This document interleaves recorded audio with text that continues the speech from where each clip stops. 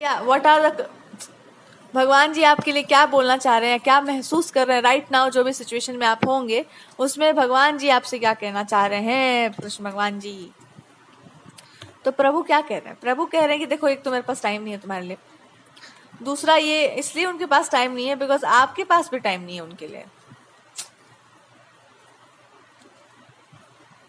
और ये उस टाइम की वो बात कर रहे हैं ना जिस टाइम को आप देना नहीं चाहते हैं भगवान को। आप उनको ना 5 to 10 मिनट्स का टाइम या फिर एक बड़ा ही श्लाय सा, अगर आप मेडिटेट वगैरह भी करते हैं ना, God is not feeling that अर्ज दैट 100% एनर्जी जो है, जो पुट किया जाता है किसी चीज में, वो आप नहीं लगा रहे उस सिचुएशन में। इसलिए वो कह रहे हैं कि अच्छा ठीक है, तुमको इतना है तो हम भी ऐसे ही रहते हैं।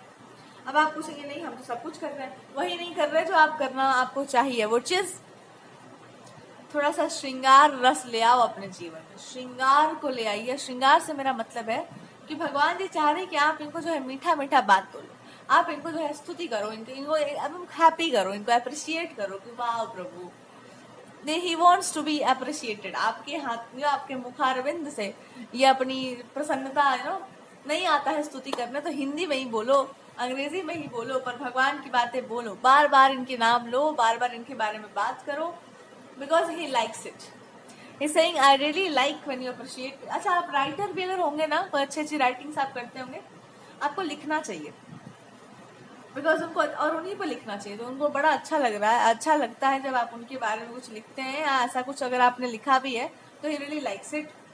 दूसरा वो ये कहना चाह रहे हैं आपको, मतलब आप लोगों को याद करवाना चाह रहे हैं कि देखो ये सब चीज जो है तुम भूल चुके हो, अगर तो ये सब याद कर लो, हमको अच्छा लगता है। और इसका हिंट आपको वो कहीं ना कहीं से इस रीडिंग के आसपास जरूर दे देंगे, विद इन 24 आवर्स या 36, आई डोंट नो। पर जो भी आप कर रहे हैं ना, उसमें भगवान जी कह रहे हैं इमोशंस को लेकर आओ, 100% इमोशंस को ले आओ, तभी जा करके तुम्हारा ये काम सार्थक होगा, और फिर तभी जा करके तुम इस फेज से निकलोगे या निकलोगी।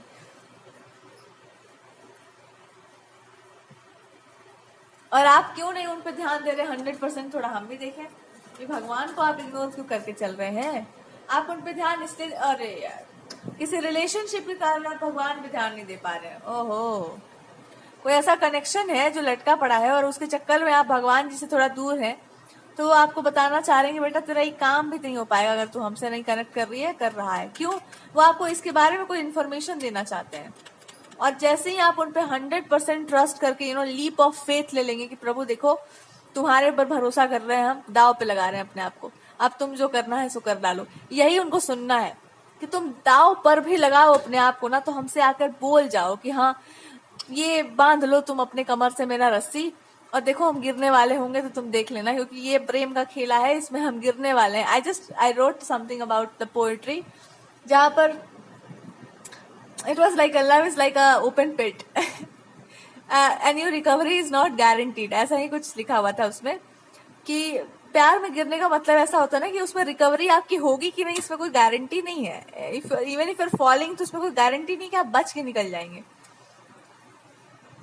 तो वो कह रहे हैं कि एक काम करो ना, तुम इसको ना एक ओपन पिट की तरह ले लो कि जो भी होगा सो देखा जाएगा, पर हम ये काम इसलिए कर रहे हैं बिकॉज एक अर्ज है, एक या ये चीज या इस चीज में कूदना है हमको, इसलिए बिकॉज एक अर्ज आ रहा है, एक फायरी अर्ज है जिसके कारण हम आपसे भी दूर जा रहे हैं। तो ये प्रभु आप एक काम कीजिए, आप ही इस कनेक्शन के बारे में, अगर आप किसी कनेक्शन के बारे में परेशान है तो आप उनसे बोलिए साफ साफ कि इसके बारे में आप शेयर करो भगवान को कि देखो ये प्रभु ये प्रॉब्लम है मेरे साथ, और वो आपको एक सेंटेंस में एक आंसर देंगे। That can I assure you.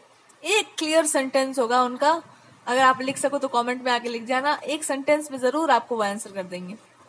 और वो आपको यही आंसर करेंगे, आई थिंक एक हिंट दे करके, यही काम तुमको पहले करना चाहिए था।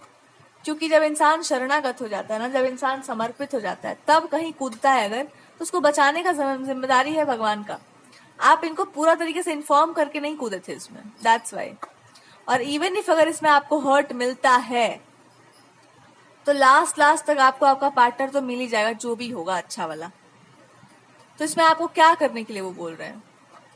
इसमें आपको वो कह रहे हैं हम पर निस्वार्थ भाव से जाने के लिए बोल रहे हैं इसमें। और अगर कोई ऐसा इंसान है जिसको लग रहा है कि ये सब ड्रामेबाजी मेरे से नहीं हो पाएगा, I have my career, I have my life, तो भगवान कह रहे यही तुम्हारा जवाब है कि तुमसे ये नहीं हो पाएगा। और अगर आपके मन में है कि भैया करियर के तेल बेचने, I have to literally be into it, तो करियर के लिए नहीं, इस इंसान के लिए भी नहीं, इसलिए बिकॉज आपको ऐसा अर्ज आ रहा है कि I have to do it, I have to, मतलब इस इंसान के साथ कोई प्रॉब्लम है तो इसको उससे निकालो, या इस इंसान के साथ कोई दिक्कत है, I just want to help this person, या इसके अराउंड रहना, चिंता हो गई आपको। भगवान जी कह रहे हैं हम सब समझ रहे, तुम्हारा चिंता हो गया है तुमको इस इंसान का, है आप कहीं और, दिमाग आपका कहीं और ही चल रहा है। सो गॉड इज सेइंग कि सब समझते हैं तुम्हारा बेटा, एक बार आ करके हमको बताओ कि ये कहाँ की प्रॉब्लम है। एंड देन वो कह रहे हैं कि जब ऐसी तार जुड़ गए हैं ऐसे, तो कूद ही जाओ, इस आग में दूसरा तो कोई उपाय नहीं, लेकिन हमको बता के कूदना कि हम कूद रहे हैं, फिर देखते हैं क्या कर सकते हैं हम तुम्हारे लिए। बट क्योंकि ऐसा है इसलिए तो 2 सिचुएशन आ सकती है। तीसरा सिचुएशन ये हो सकता है कि आपको लगेगा कि मेरा फायदा क्या होगा इसमें, घाटा ही घाटा है। तो भगवान कहें कि अरे तुम इससे निकल भी तो नहीं पा रहे हो ना, तो लेट्स सी कि क्या होता है इसका आउटकम।